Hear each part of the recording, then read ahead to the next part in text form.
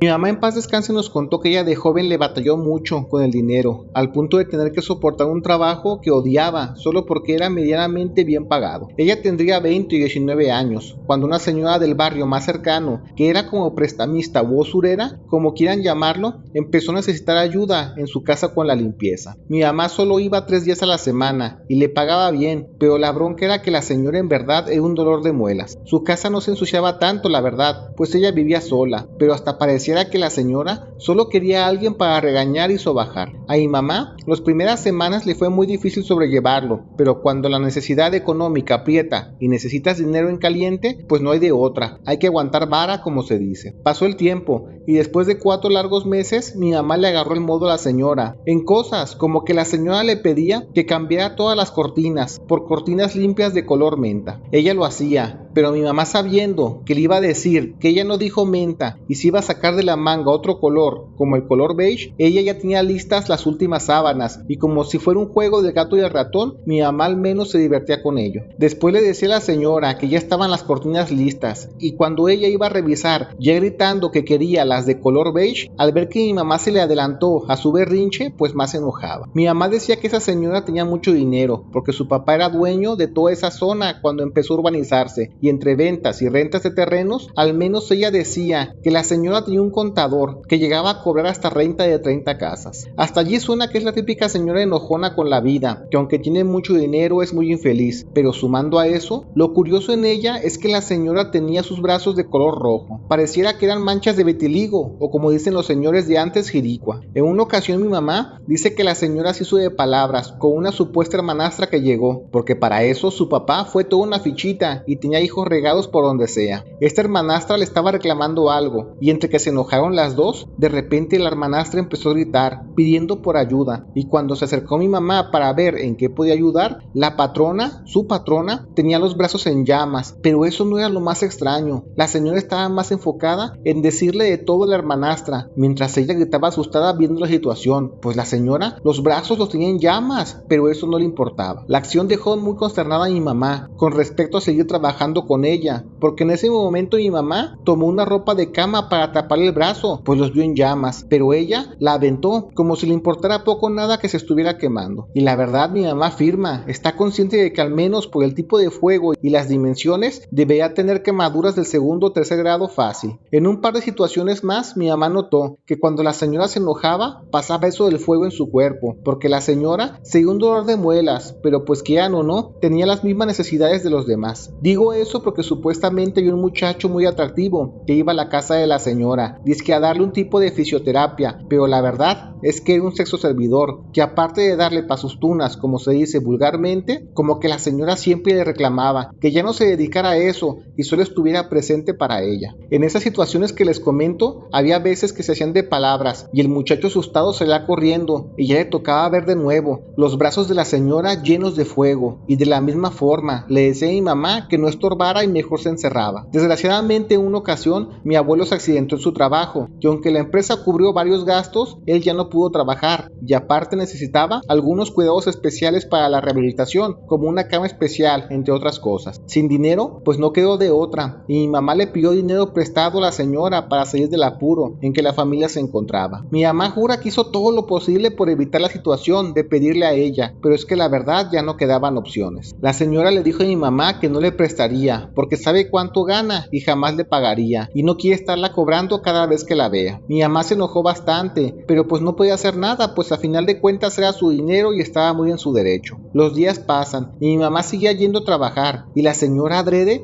dejaba pacas de dinero a la vista, por la sala, por la cocina o por el patio, como esperando que ella los tomara para después encararla, pero mi mamá jamás tomó ni siquiera un vaso de agua de esa casa, eso siempre nos lo recalcó. Mi abuela le decía que dejara ese trabajo porque se presta para que la señora le dé un ataque de locura y diga después que mi mamá le robó. Así fue cuando ella decidió dejar de trabajar. Le dijo a la señora que solo trabajaría esa semana y curiosamente Ese último día, la señora llegó con el dinero que necesitaba mi familia y se los acabó prestando. La señora no quería dejar ir a mi mamá, la quería cerca para hacerle la vida de cuadritos, pero mi mamá, al ver el dinero y poder comprar las cosas de mi abuelo, no le quedó de otra más que aguantarse el orgullo y seguir con ella. Acordaron una suma a pagar cada mes y ella firmaba los pagarés. Cuando se trataba de dinero, la señora ya no actuaba como loca, al contrario, se le salía el genio matemático que llevaba dentro y también la memoria de elefante porque recordaba todo. Por esas fechas resulta que como no podían comprar las cosas que necesitaba mi abuelo, las estaban rentando, pero gracias a Dios, un primo de mi abuelo logró conseguir todo a manera de donación en su trabajo y ya con ese problema menos, ya mi mamá pudo regresar casi todo el préstamo. La señora al recibir el dinero no le quedó de otra que aguantarse, ahora sí la renuncia de mi mamá, pero muy mala onda. Después apareció en la casa diciendo que mi mamá se había robado un dinero que ella dejó en la sala y que si no lo paga más tardar en un mes le hablará a la patrulla. Mi mamá estaba que echaba lumbre por la boca en que como una persona puede tener tanto odio en su corazón como para hacer lo que ella hace, pero como dicen, la venganza es un plato que se sirve frío, porque lo que hizo mi mamá fue decirle que no hay bronca con el dinero. Ella regresa a trabajar para pagarle el supuesto robo que jamás existió, pero ella lo hizo con un tremendo as bajo la manga. Mi mamá se iba a cobrar todas las que le había hecho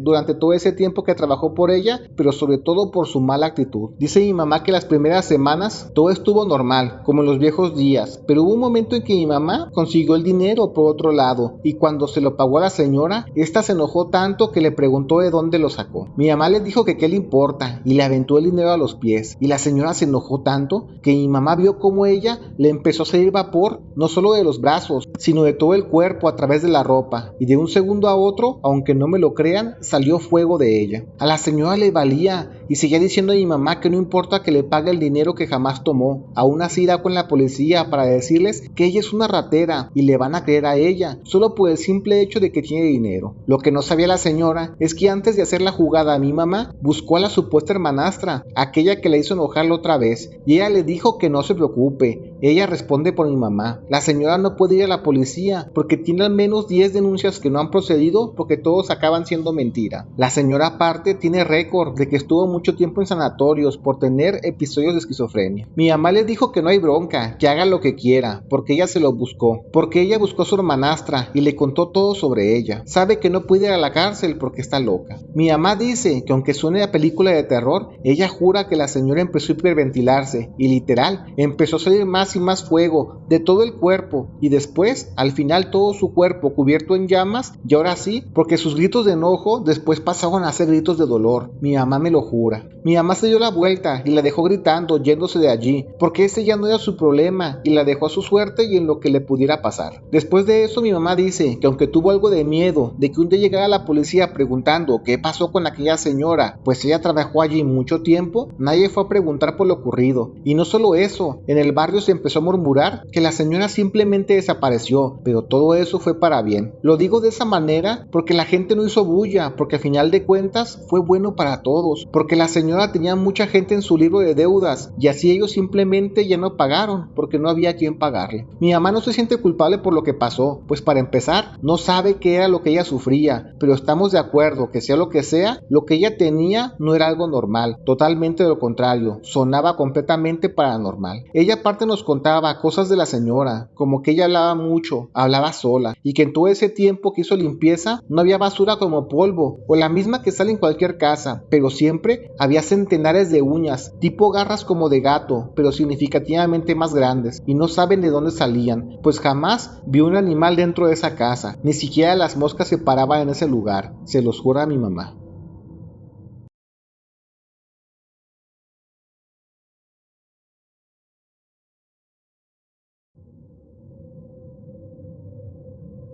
Esto se los cuento tal cual nos lo dijo mi papá, y yo lo conozco de toda la vida, y te puedo decir que él al menos jamás echa mentiras, y es bien derecho con su palabra. Todo esto le ocurrió cuando tenía 18 años, y buscó irse a los Estados Unidos de manera ilegal por el desierto. En su momento no lo vio tan complicado, porque su hermano y varios primos ya lo habían hecho en varias ocasiones, porque por las épocas, esos tramos del desierto no estaban tan cubiertos por la policía, por así decirlo, pero eso también era un problema, porque si te pasaba algo, literal, era perder la vida allí mero intentándolo. La cosa era ser constante importante con el avance, mantenerse bien hidratado y cuidar dónde pisabas, porque un tobillo torcido, una mordedura de víbora o cosas más simples como ampollas molestas a medio camino era casi tu sentencia final. Mi papá nos contaba que él tiene una condición física, que cuando se acalora se le inflama algo cerca al oído y no puede escuchar bien en lapsos de tiempo. Él lo tiene desde chamaco, y es por eso que él, para poder comunicarse o estar atento a su alrededor, es alguien muy callado, pero sobre todo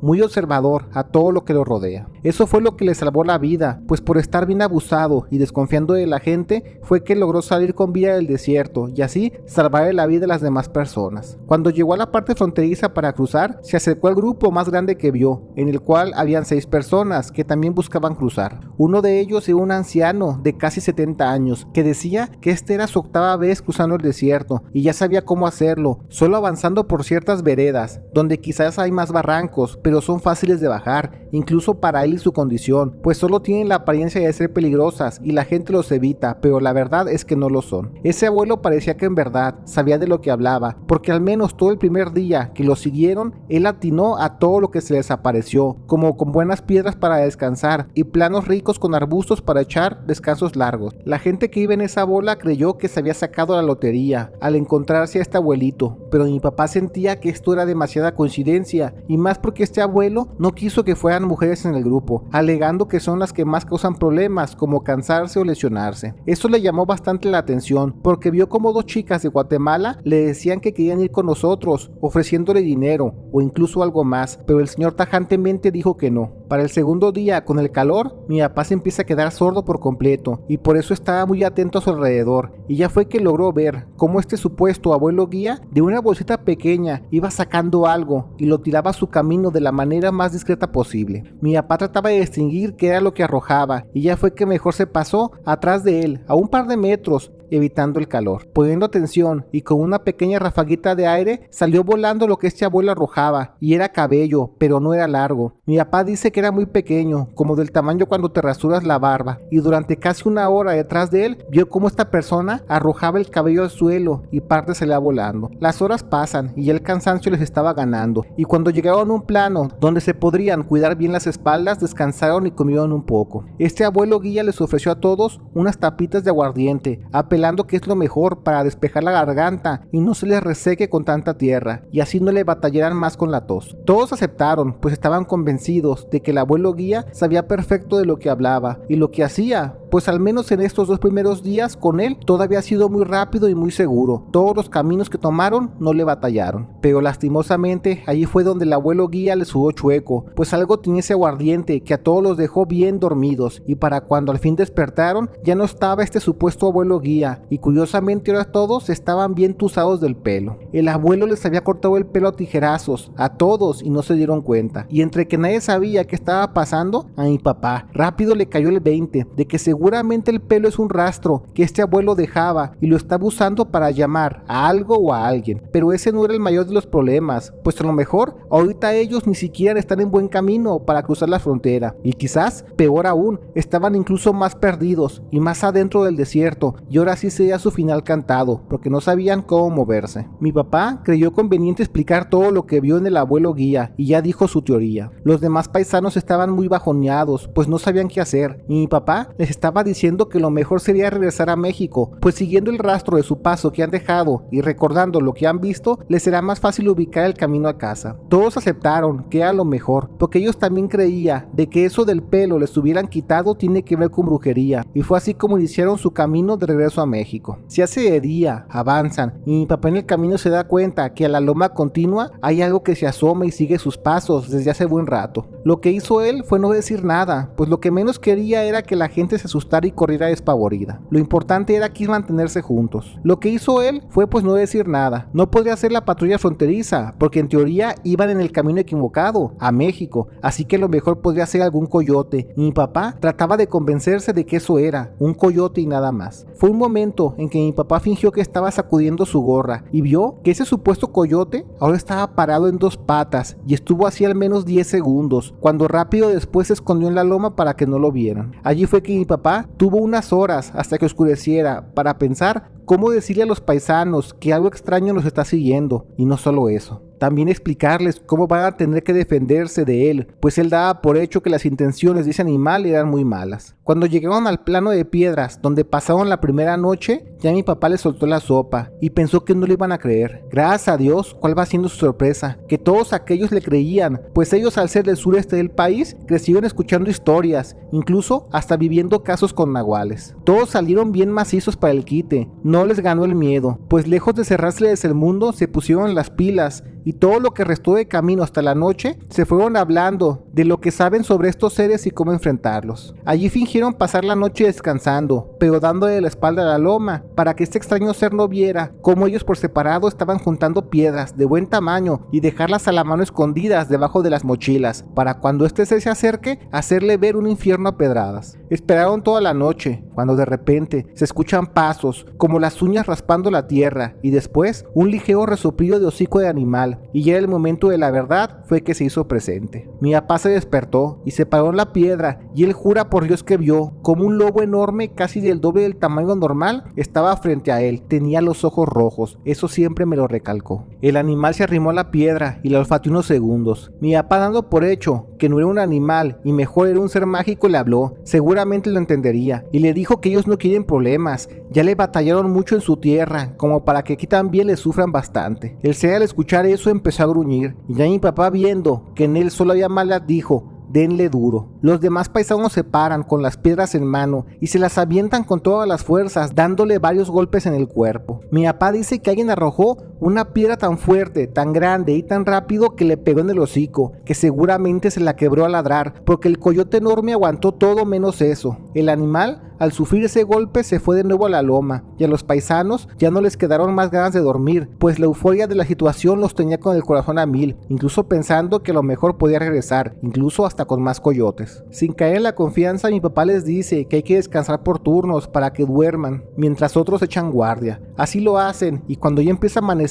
los paisanos aprovechan la luz, pero la falta del sol, para avanzar lo más que se pueda. Cuando ya vieron que estaban en el camino correcto rumbo a su tierra, México, les regresó el alma al cuerpo, pues creían que al fin la odisea había terminado. Mi papá, lo siguiente que les voy a contar, siempre nos lo explicó, que no está orgulloso de esto, pero admite que lo hizo. Cuando ya estaban por llegar al lado de México, ven que de frente a ellos hay otra avanzada de paisanos buscando cruzar la frontera, y cuando notan que son puros hombres y entre ellos está el abuelo guía que los dejó como carne de cañón para ese extraño ser, a todos les sirvió la sangre y que se dejan ir tras él para alcanzarlo, porque él intentó correr, pero cuando lo agarraron ya hicieron público a su nuevo grupo lo que les hizo ese señor. El otro grupo, también compuesto por puros hombres, se pusieron del lado del grupo de mi papá, y pues solo diré que le dieron su merecido al abuelo guía. Tú que escuchas esto, entiéndelo como quieras, pero al menos ese abuelo ya jamás volvió a usar a pobres paisanos para usarlos como ofrenda de este extraño ser del desierto. Mi papá quedó tan asqueado por toda la situación, de todo lo que vivió en esos días, que con el poco dinero que tenía mejor se regresó a su pueblo, donde él vivía, que aunque le batalló bastante para salir adelante, todo mejoró cuando encontró un trabajo como ayudante en un taller mecánico y, fogueándose del oficio, hizo carrera en ello. Ahora sí, reconstruyendo su vida, casándose con mi mamá y trayendo a mí y a mis hermanas al mundo. Él siempre contó su historia, no para que la gente le tenga miedo a cruzar el desierto, que en los 80s era la forma más popular de hacerlo, sino para que no te confíes de las personas que te encuentras allí, porque al menos en su grupo le tocó gente honesta, pero eso no te exenta que salga gente que solo busca lo mejor para su persona, como este abuelito guía, que resultó ser incluso algo más, alguien que le estaba jugando chueco a su propia gente.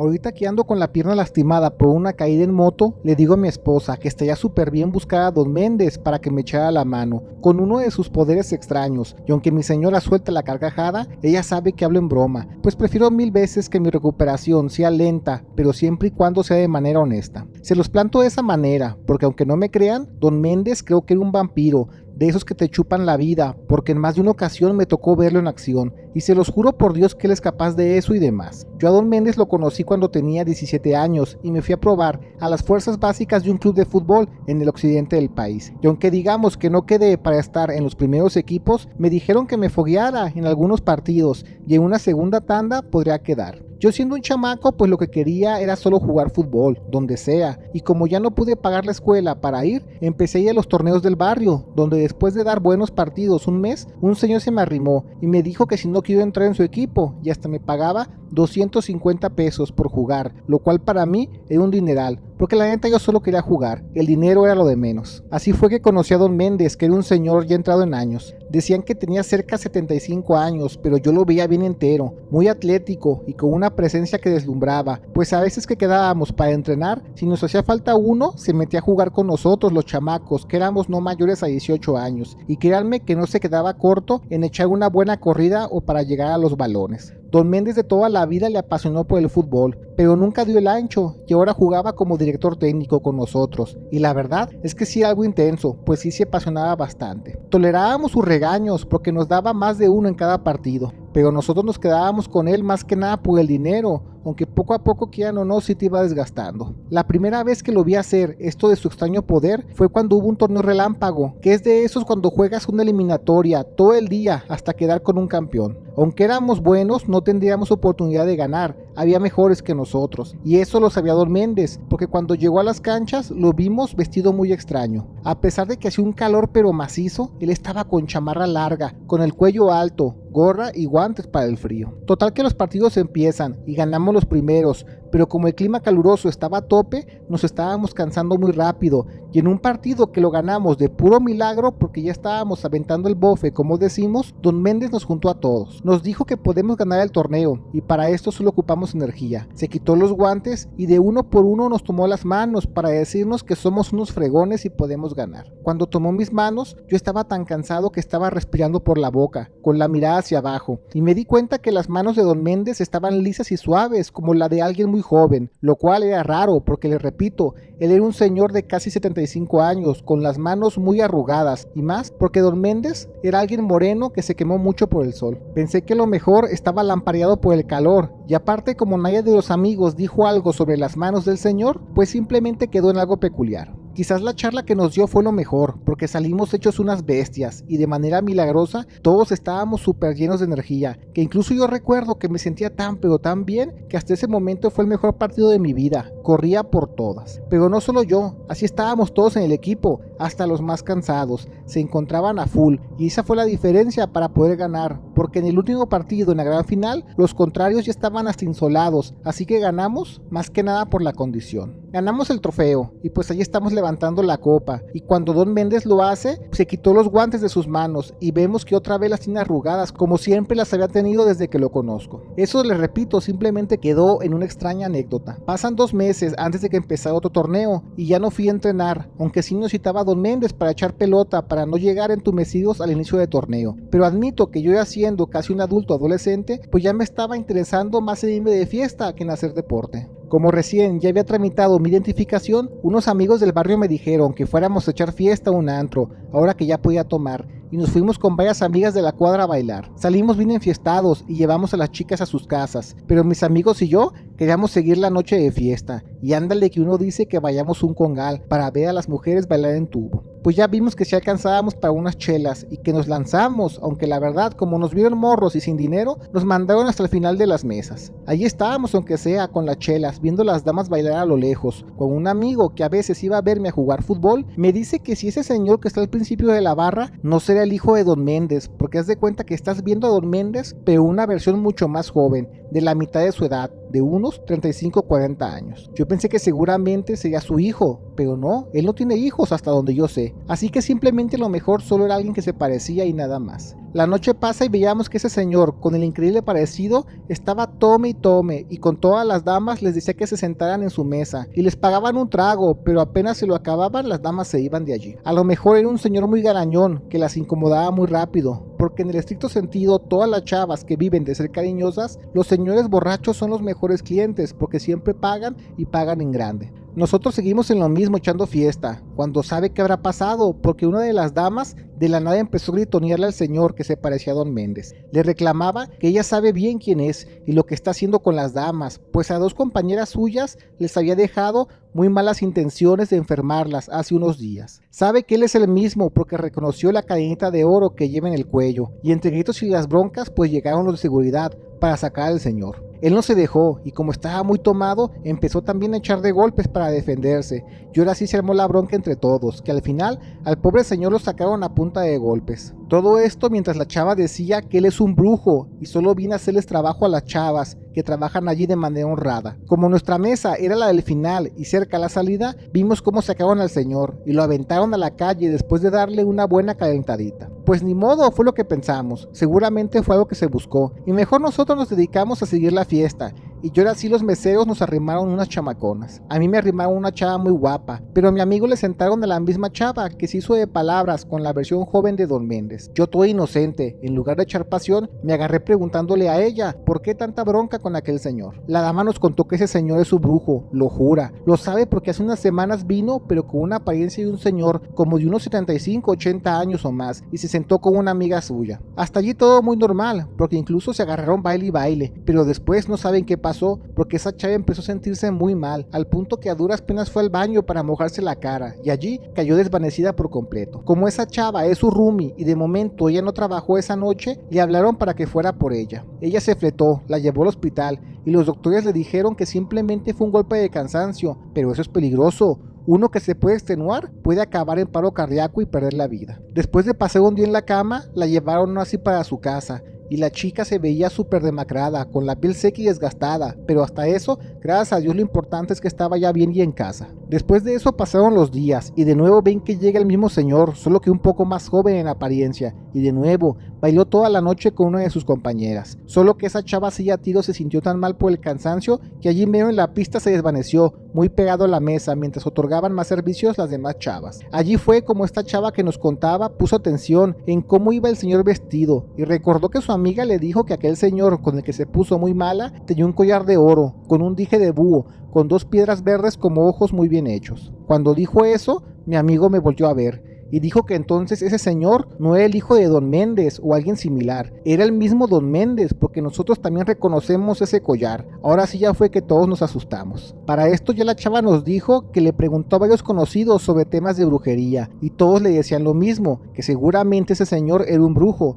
o más bien un vampiro energético que se alimentaba de las chavas, y por eso él se veía mucho más joven después de estar mucho tiempo con ellas, y éstas se desvanecían de cansancio, e incluso acabando y viéndose mucho más viejas. Mis amigos y yo estábamos muy sorprendidos por la situación, y ya fue que me pareció prudente decirle a ella lo que vi de Don Méndez aquella vez en el torneo relámpago, sobre sus manos que ahora se veían de alguien mucho más joven. También sacando conclusiones algo apresuradas, como que eso pasó en las mismas fechas, y les dije que quizás toda la energía que le robó a las chicas también la compartió con nosotros, y también les expliqué que de forma mágica, de estar a nada de un colapso de cansancio, con solo tocarle las manos, todos los chavos nos llenamos de tanta energía como si nos hubiéramos tomado 5 refrescos y comido 3 kilos de azúcar para ganar aquel torneo relámpago. La chica nos dijo que tuviéramos cuidado con esa gente, y pues ya mejor cambiamos el tema para pasarlo bien, porque ni modo de pagarle bebidas a la dama y no echar caricia aunque sea un rato. Eran las 5 de la mañana y mis amigos y yo salimos ya del congal bien enfiestados y caminando hacia el carro donde lo dejamos a un costado de un camellón vimos que estaba la versión de Don Méndez bien borracho recargado en un árbol. Un amigo nos dijo de que si en verdad él es Don Méndez no podemos dejarlo allí porque sea lo que sea, pero al menos con nosotros siempre ha sido bien leña y alivianado. Por eso es que fuimos por él, que a revisarle su cartera pues sí, era Don Méndez, solo que una versión mucho más joven, más de la mitad de su edad. No quedó de otra que llevarlo a su casa, que vivía a las orillas de la colonia, y al dejarlo lo dejamos en la sala y nada más, pegamos fuga. Pasan los días y nos habíamos agendado un partido de entrenamiento, y cuando llegué, Don Méndez, que estaba como nuevo, en forma de un señor muy adulto, me dijo que lo acompañara a una esquina de la cancha. Mi amigo me acompañó y ya nos dijo que va de derecha, no nos quiere en el equipo, pero que no nos agüitemos, que si es por dinero, nos dará 300 pesos a cada quien para guardar el secreto la semana. Como eso del fútbol a mí ya se me estaba pasando, le tomé la palabra, no sin antes preguntarle de que si en verdad es brujo, y él me dijo que no, que es algo mucho peor. Me asustó tanto el cómo lo dijo, que jamás me volví a parar con él en las canchas, ni por dinero ni por jugar a fútbol, incluso por lo que me había prometido, y también fue la última vez que lo vi, pues pasando los meses de eso nos enteramos que falleció en la carretera cuando iba supuestamente a visorear nuevos jugadores. Gracias por ver el video. Te recordamos que todos los días subimos nuevas historias, así que activa las notificaciones. No olvides darle like y comparte, pero sobre todo comenta. Queremos saber qué es lo que la comunidad de México Inexplicable tiene para decir.